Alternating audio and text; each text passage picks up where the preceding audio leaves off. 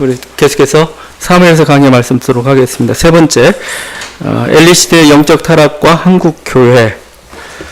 이런 제목은 어떤 연합 집회에서 이렇게 대강사가 하는 말인데, 이 작은 교회에서 소수 사람들을 가지고 말씀을 전하겠습니다. 하나님 말씀이 지금 이 부분이고, 또 사실은 또 우리 교회가, 또 사실은 우리가 한국교회 이루어지니까요. 우리 또 들어야 될 그런 말씀이기 때문에 제목을 같이 나누도록 하겠습니다.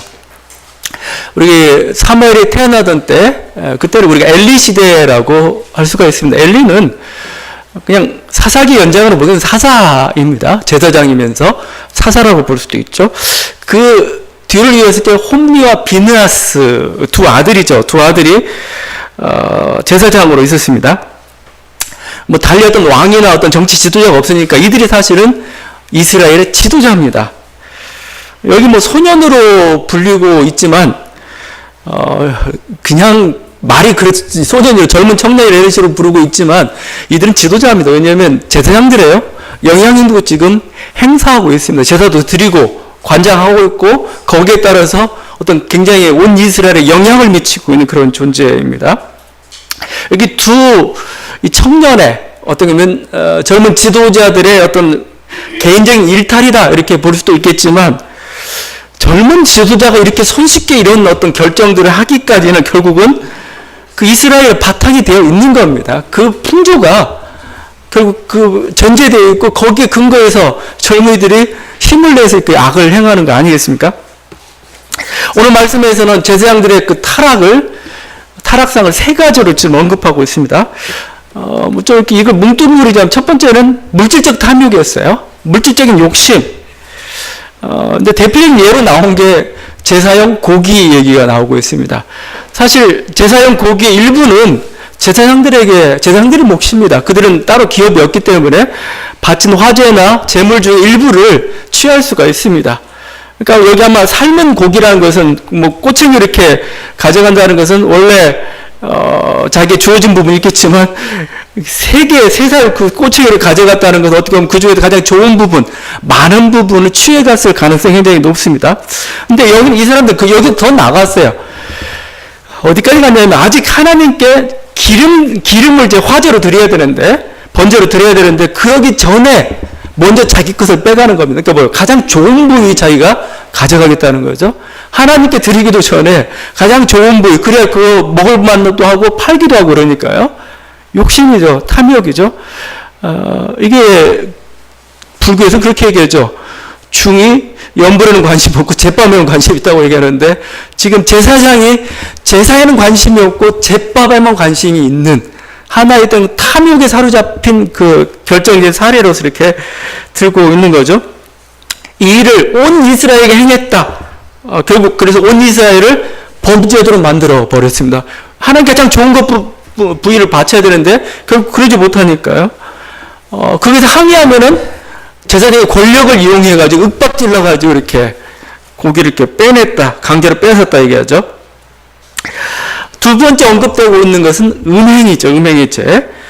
22절입니다. 회막문에서 수종드는 여인들과 이렇게 동침했다 이렇게 되어 있습니다. 이것도 좀 나눠볼 거예요. 세 번째가 영적 지도력의 상실입니다. 어떻게 보면 가장 결정적인 건데 엘리의 모습에서 나타나고 있습니다. 엘리는 두 아들이 잘못하고 있다는 걸 알았어요. 알았으면은 경고하고 말을 듣지 않은 거기에 따른 심판을 내려야 될 터인데, 이건 경고가 아닙니다. 그냥 어떤 권유, 청유, 그냥 아버지, 야, 그러지 마! 이런 정도죠. 이거에 대해서, 하나님은 29절에 내 아들들을 나보다 더 중히 여겼다, 그죠? 제사장인데 하나님을 더 중히 여겼는데 자기 가족을 더 챙겼다, 이거예요. 거기에 이렇게 판단하죠. 결국 엘리는 영적인 지도력도 없었고, 결국은 뭐예요? 이게 이스라엘 향한, 그러니까 이스라엘 올바로 이끌 그 힘도 없었다는 거죠. 그게 이제 총체적으로 얘기하고 있는 게 우리가 읽었던 3장 1절입니다. 여호와의 말씀이 희귀하여 이상의 흔히 보이지 않았더라. 여호와의 말씀이 희귀하였다. 그러니까 하나님께서 이 그 시대를 향한 하나님의 말씀을 줘야 되는데, 그리고 이 말씀을 선포해야 되는데 이 말씀이 안 떨어지는 겁니다. 떨어졌을 수도 있죠. 계속 하나님 말씀 안에도 불구하고 외면했죠. 자기의 어떤 이익이나 탐욕 때문에 했던 게. 모습입니다. 이 세 가지 죄악을 언급하고 있는데, 어떻게 오늘 우리 한국 교회를 향한 하나의 경고의 말씀이다라고 이렇게 생각을 합니다. 뭐 한국 교회랑 우리도 포함이 되는 거, 우리 교회뿐만 아니라 전체 한국 교회. 사실은 뭐 대형 교회건 작은 교회건 그냥 한국 교회입니다. 세상은 그렇게 보고 하나님도 그렇게 봐요. 근데 그러면 우리 한국 교회 지금 최대 실패는 뭐냐? 결국 뭐 이것은 뭐 세상도 마찬가지겠지만 물질적 탐욕입니다. 물질적 탐욕에 빠져 있는. 교회는 영적인 양식을 공급해야 될 것이고, 영적인 양식을 먹기 위해서, 주기 위해서, 또 얻기 위해서 힘써야 될 그런 곳인데, 그냥 육적인 양식에 취해 있는, 그걸 찾게 어떤 연연한 그런 모습들이죠. 이게, 지금 어떻게 보면 한국교회 또 엘리 시대에 가장 타락에 가장 주범했다, 그죠. 요즘은 워낙 힘이 약해서 드렸지만, 맨날 했던 얘기가, 그죠. 모이자. 돈 내라. 그 다음에 집 짓자. 이거죠. 건물 짓자. 세 단어로 항상 얘기했죠. 계속 모으고, 막 헌금 강요하고, 그래서 건물 짓고, 지금 이제 그런 여력도 많이 사라져버렸지만, 교회를 대표하는 상징하는 항상 설교나 어떤 교회 정책이랑 항상 그렇게, 사실은 결국은, 물론 교회 성장과 선교라고 할 수도 있겠지만, 그 이면에는 결국 인간의 어떤 탐욕들, 하나의 그 공동체의 탐욕이 될 수도 있고, 한 개인의, 목회자 개인의 탐욕이 될 수도 있고, 그것들이 선교라는 미명하에 이렇게 포장되어 있었던 거죠. 그래서 한국교회를 여러 가지 우리가 구분할 때 뭐, 대형교회, 뭐, 중형, 소형교회 얘기하는데, 제가 보건데, 그렇게 구분하는 게 아니고, 대형교회와 대형교회를 지향하는 중소형교회로 이렇게 구분해야 됩니다. 전부 소형교회의 꿈은 중형교회 되는 거예요. 중형교회의 꿈은 대형교회 되는 거죠. 무한 증식하는 거. 이게 자기 탐욕이라는 거죠. 그게 우리의 목표되어 있죠. 그러다 보니까 또 그렇게 해서 그들의 목표가 탐욕이기 때문에 소형교회 없어서 문제고, 중형이나 대형교회 어느 정도 안정된 교회 같은 항상 재정 비리가 있습니다. 재정 비리가. 여러분이 뭐 신문에 공개된 거, 또 공개되지 않은 막 저한테 들려오는 막 소문들 보게 되면은 대형교회 치고 재정 비리 없는 곳이 없는, 회계장부 불투명하고, 그 횡령이라는 것을 예사로 하고, 목회자의 어떤 사례금 너무 지나치게 책정되기도 하고, 쓰는데, 사용하는데 출처가 불명하지 못한, 그렇게 사용되고 있는 것들이 너무나 많은, 뭐, 거의 뭐, 이건 목회자뿐만 아니고, 목회자 있으면 밑에 있는 그 재정장로 있고, 회계 있고, 라인이 있어요. 항상 그렇게 해서, 또 건축과정 속에 항상 비리가 항상 이렇게 들어가 있고, 이런 것들 계속 들리죠. 뭐, 지금 뭐, 일부 교회지만은, 한국 교회들은 세습이라는 건 다른 게 아니죠. 세습이라는 건 결국은 자기가 이루는, 그래서, 교회를 기업 취급하는 겁니다. 내가 이 기업을 이뤘으니까 내 거라는 거예요. 누구한테 줄 수 없으니까 자녀한테 주겠다. 이게 세습이고, 세습은 그래도 어떻게 보면 가장 우리들이 가지고 있는 탐욕이 아주 극단한 형태로 이렇게 나와 있는, 대형교회 치고 이렇게 세습 문제로 휘둘리지 않는 그런 교회들이 없을 정도로 좀 되어버리고 말았죠. 요즘은 아주 뻔뻔해졌어요. 그 세습을 옹호하는 세력들도 있습니다. 옹호해가지고, 자기들도 이렇게 해가지고, 야, 뭐, 엘리 봐라. 엘리는 홈리와 비나스 세습했는데 우리는 못하냐? 지금 어느 시대인데, 지금 고대사회에 그걸 가지고 하고 있죠, 지금.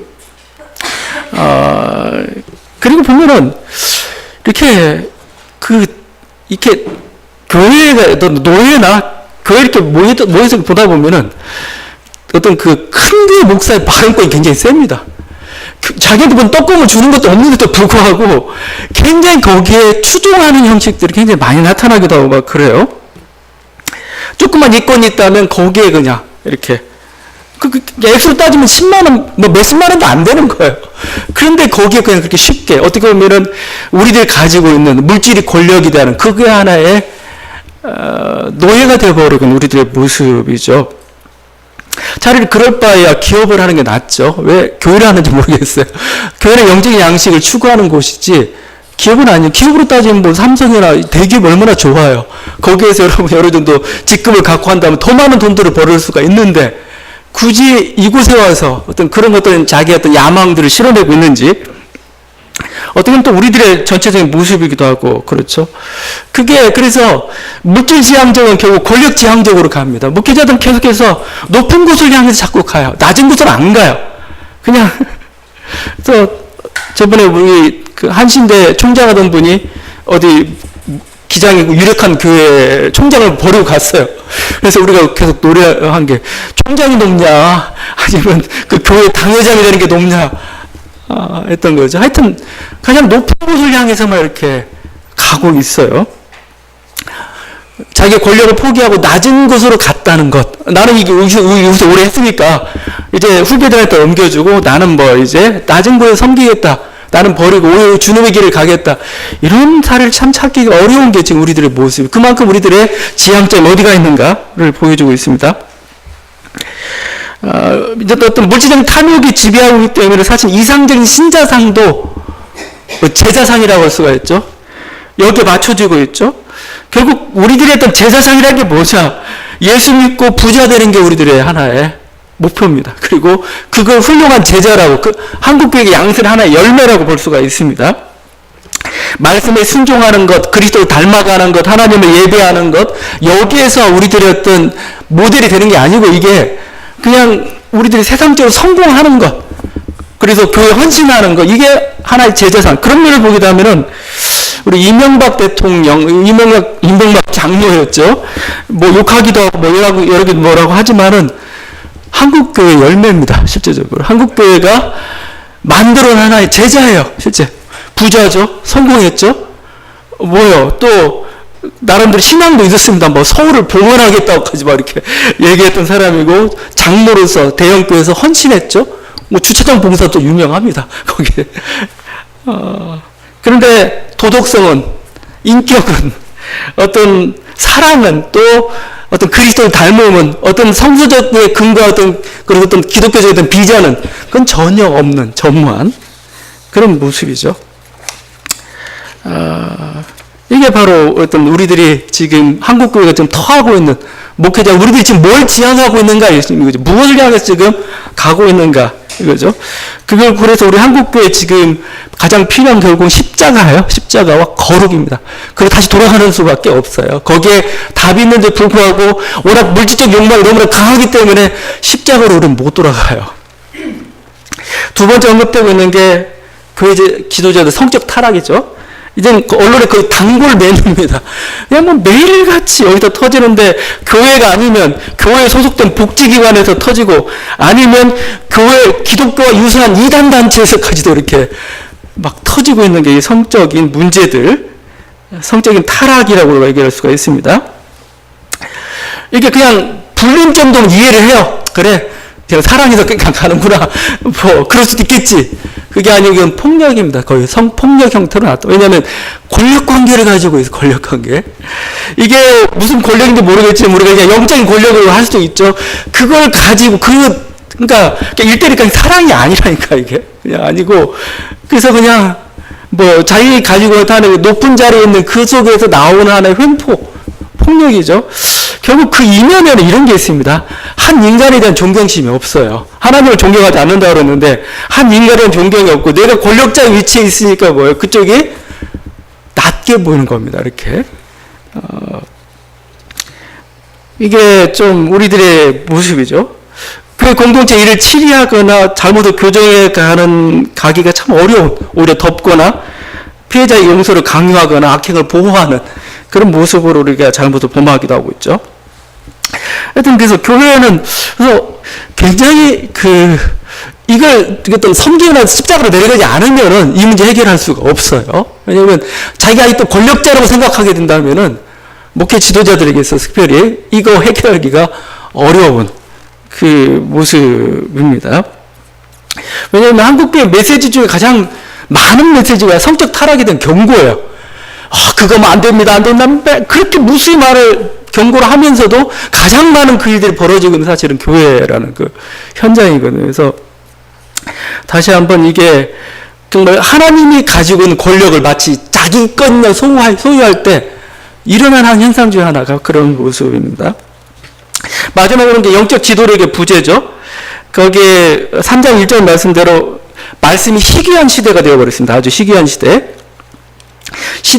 하나님 말씀이 희귀하다는 것은 물론 개인적인 말씀들은 떨어질 수 있겠죠. 뭔가 자기 삶에 대해서 어떻게 방향을 전환해야 될 건가, 어떻게 살아야 될 건가, 위로를 주기도 하고 도전을 주기도 하고 비전을 주기도 하고 그런 개인적인 말씀이 없었다는 얘기 아닙니다.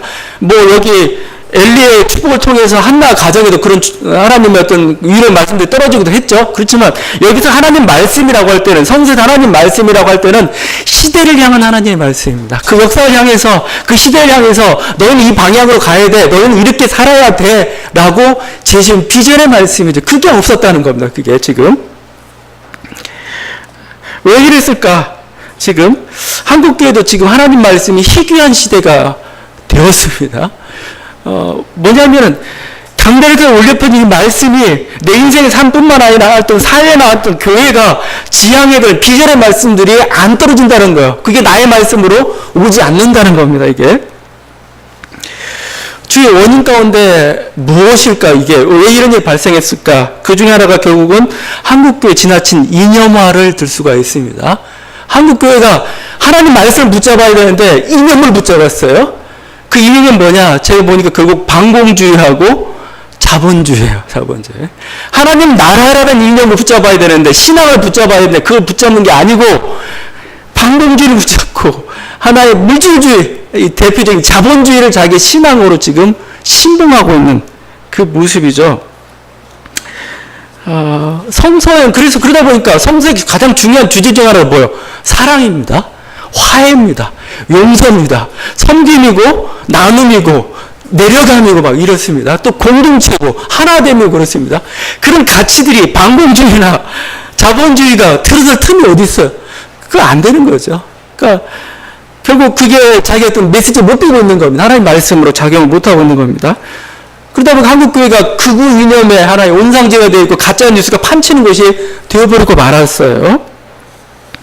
제가 이렇게 설교하고 있지만 제 이 설교를 저기 경상도나 아니면 저쪽 강남에 가서 이 설교 못합니다. 이 설교하다가는 뭐 보수 야당을 아니면 보수 그 행태에 대해서 아니다라고 얘기하고 진보적인 어떤 정치적 견해를 얘기했다가는 굉장히 위험합니다.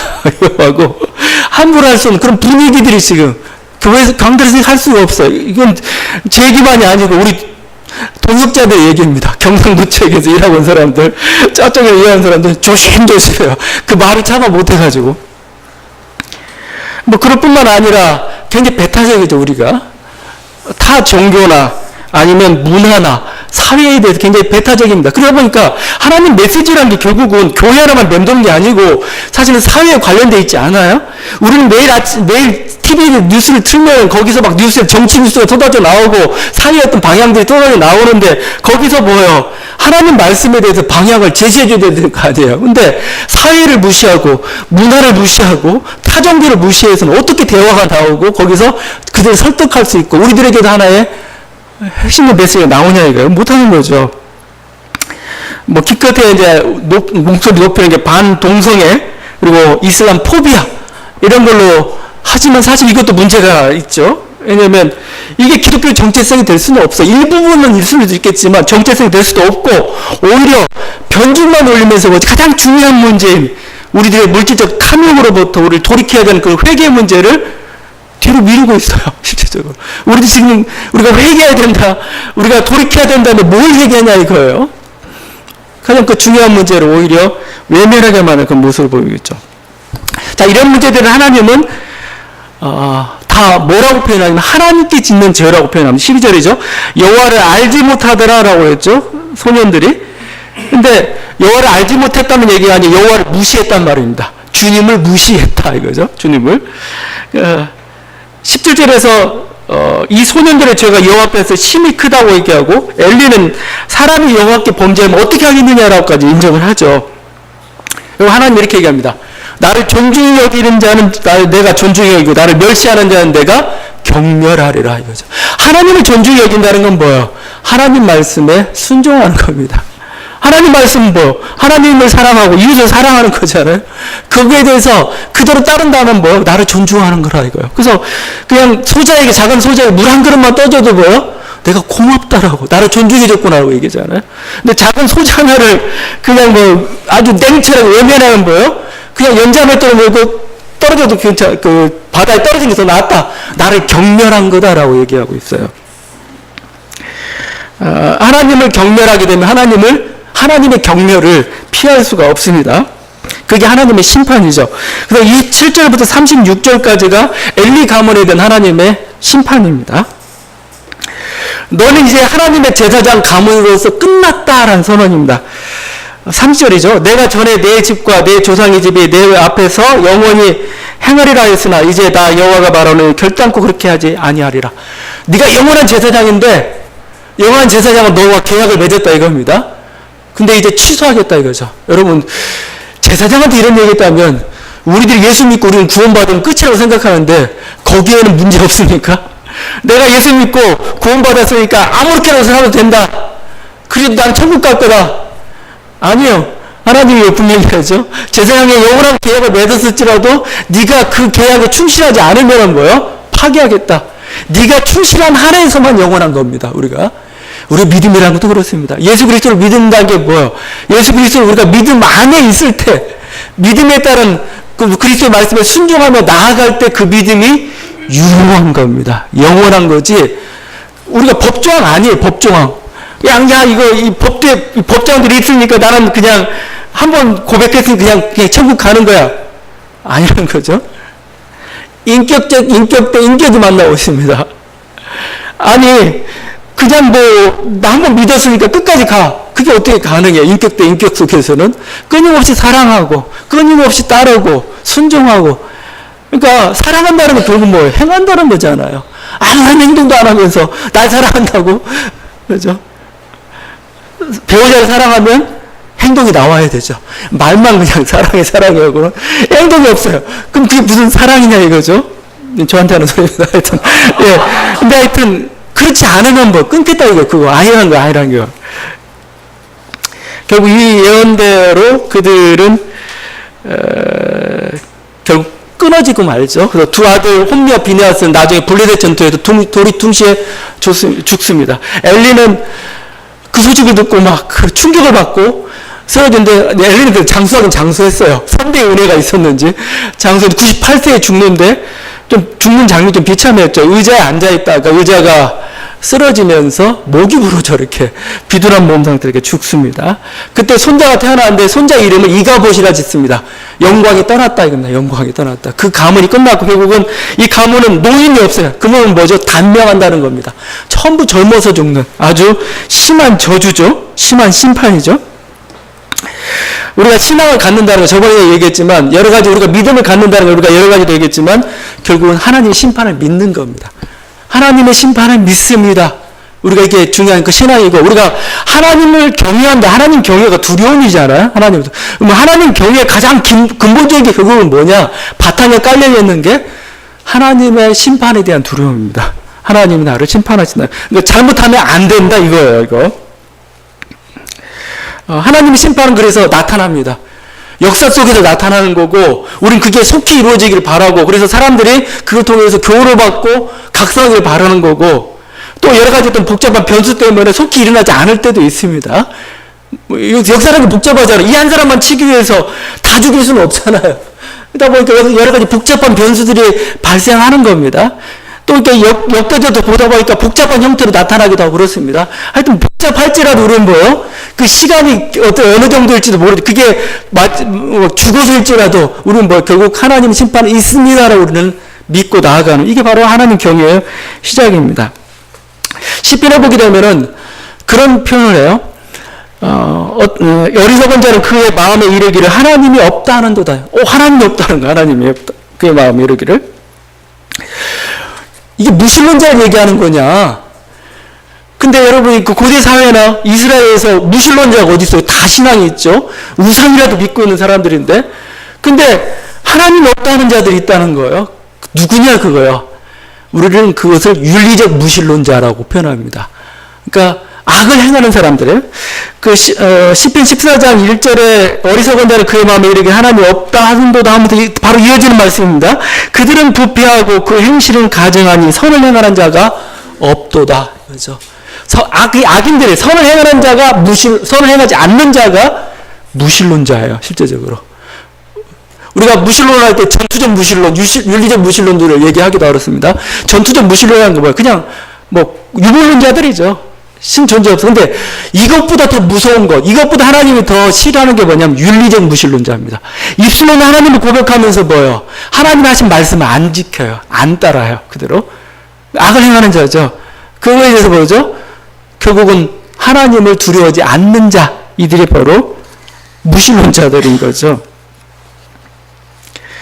자, 그래서 결국은 엘리 시대에는 그 결국이 나타났어요. 그래서 역사 속에서 심판을 당합니다. 지금 우리 이번 주간이 그 광주 민주화운동 주간이었고 여러 가지 소식도 들다 보면 아직도 그게 그 몇십 년 된 일인데도 불구하고 아직도 진상이 밝혀진 게 많고 거기에도 잘못도 회개하지도 않는 전두환 같은 무리도 계속 있고 어떤 답답한 일이 사실 또 많아요.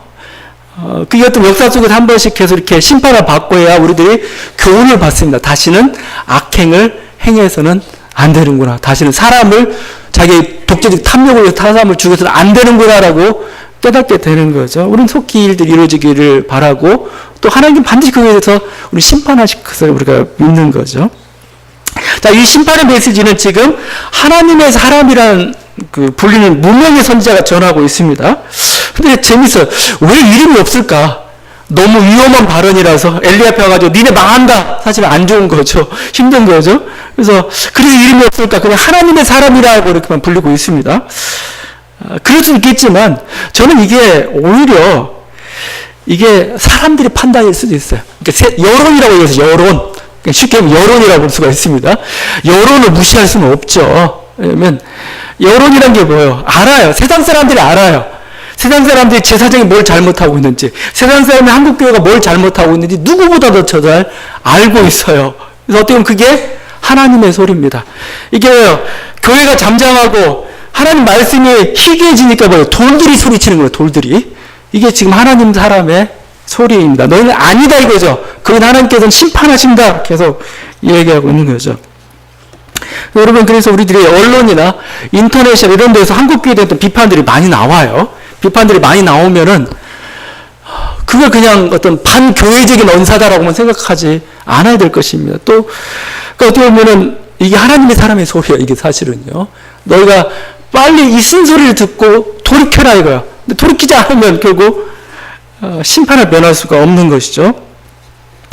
그래서 이렇게 인터넷에서 워낙 반기독교적인 그게 강하니까 한국교회 일부에서는 교회 수구대가 조직이 됐어요. 교회 수구대 가지고 인터넷 가면 검열합니다. 해가지고 막 반기독교적인 게 있으면 막 고발하고 해서 제 블로그도 몇 개 차단을 막 당해요. 보면 어느 뭐 명성교회, 사랑의 교회 몇 개 교회에 대해서 뭐라고 한 거 없으면 꼭 반드시 와가지고 이것은 소송에 걸릴 우려가 있으니 해가지고 차단시켜버려요. 막 내가 열받아가지고. 그게 한국교회를 지키는 게 아니에요, 사실은요. 오히려 가만 놔도 한국교회가 망하니까 하나님 뭐요.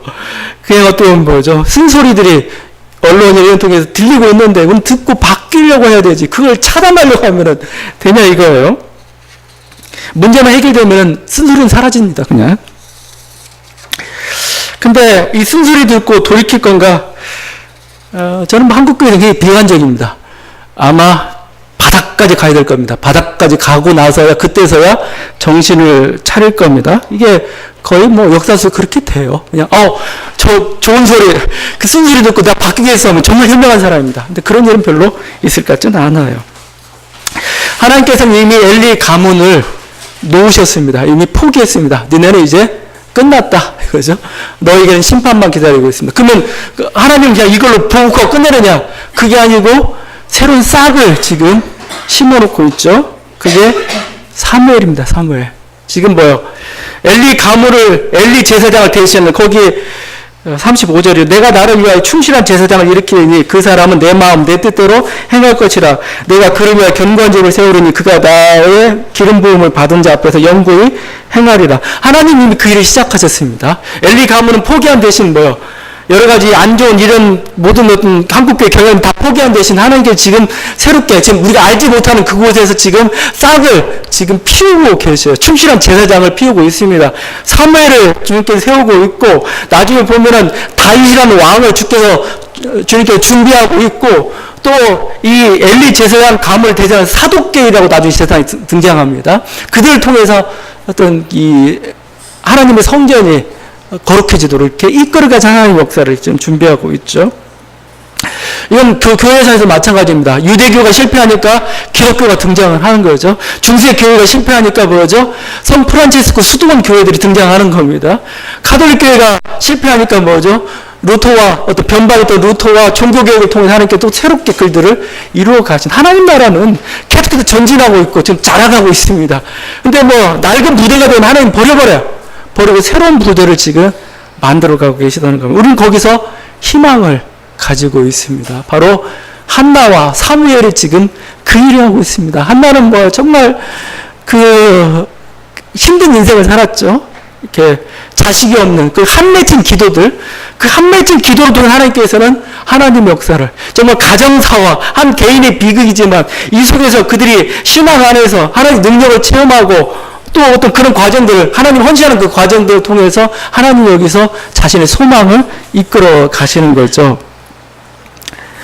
결국 그 한나는 사무엘을 하나님께 바쳤을 뿐만 아니라 매년 제사를 드리고 올 때마다 사무엘을 위해서 에봇을 지어서 입히죠.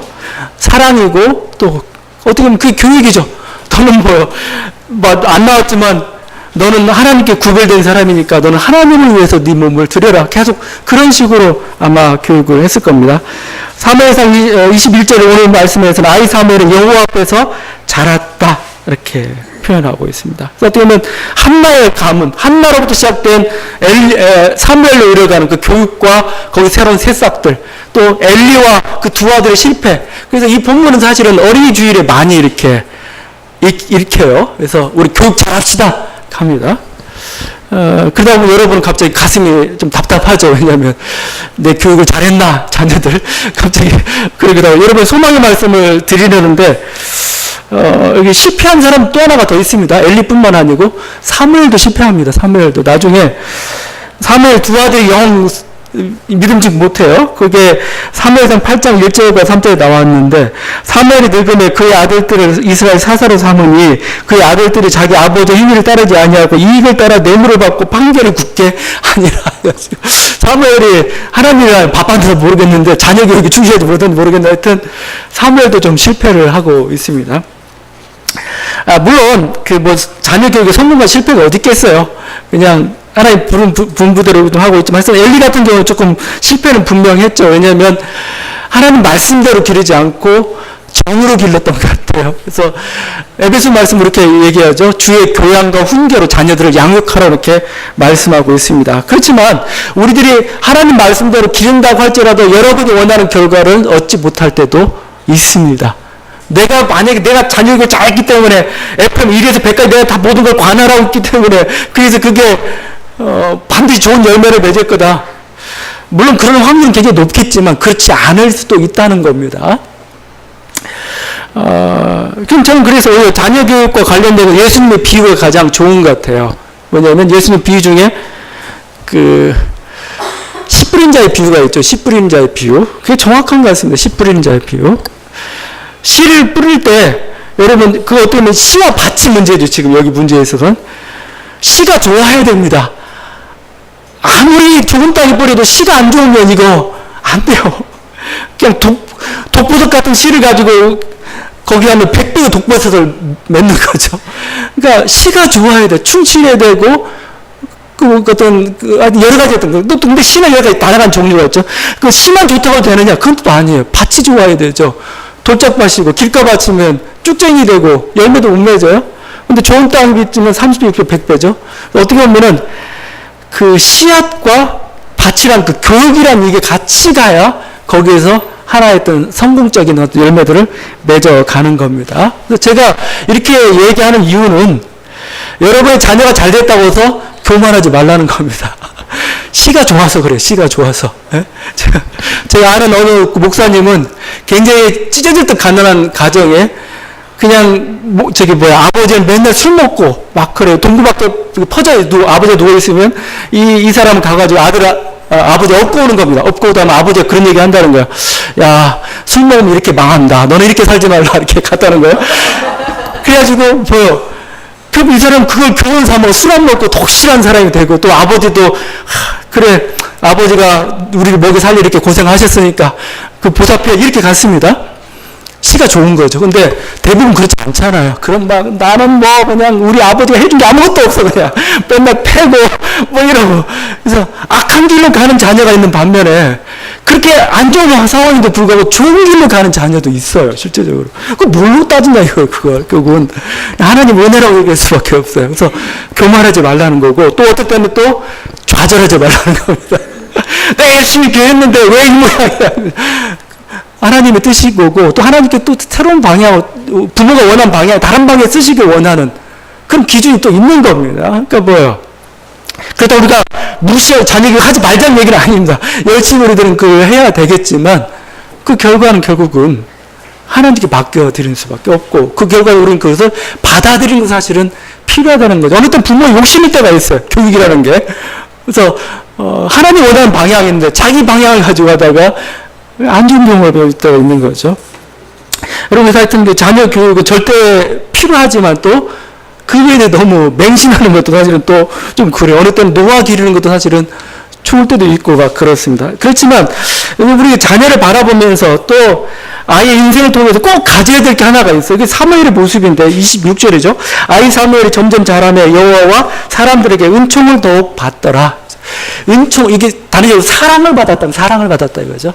여러분의 자녀는 뭐 다른 데는 실패하고 여러분이 원하는 뭐 여러 가지 방향 속에서 그게 잘 이루어지지 않더라도 반드시 또 여러분이 기도해야 되고 하나님께 주시는 복 중에 하나가 사랑받는 복인 것 같아요.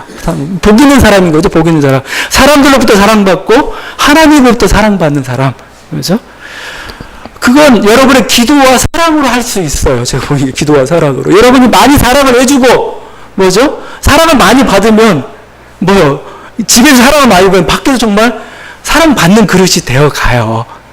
여러분이 또 그렇게 기도하면 뭐죠? 하나님 정말 사랑받는 자녀가 되어가는, 이게 정말 복되고 또 가장 어떻게 우리가 보는 성공적인 전 자녀의 모습이라 생각합니다. 사무엘은 그렇게 사랑받는 사람으로서 이렇게 자라갔습니다. 여러분 다시 한번 이 은혜가 우리 자녀들에게, 우리 가정에 먼저 임할 수 있기를 간절히 바랍니다. 기도하시겠습니다.